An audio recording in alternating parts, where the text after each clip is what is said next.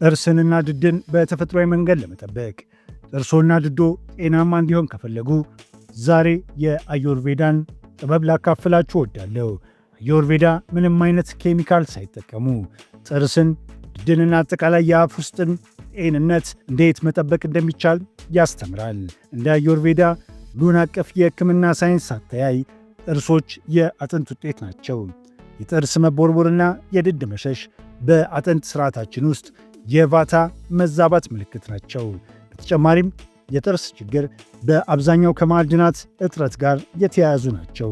በተለይም የካልሲየም፣ ማግኒዥየምና ዚንክ እጥረት። ይህንንም ለመከላከል የሚከተሉትን ነጥቦች ተግባራዊ ማድረግ ይቻላል። አንደኛ፣ ነጭ ሰሊጥ ማኘክ።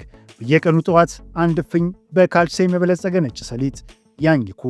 ከታኘኩ በኋላ የጥርስ ሳሙና ሳይጠቀሙ ጥርሶን ይቦርሹ።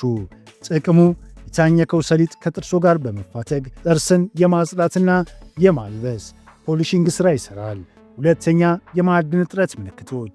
ማግኒዥየም እንቅልፎ ጥሩ ካልሆነ፣ የጡንቻ መሸማቀቅ ካለቦት ወይም ስሜቶ ሙዶ ጥሩ ካልሆነ የማግኒዥየም እጥረት ሊሆን ይችላል።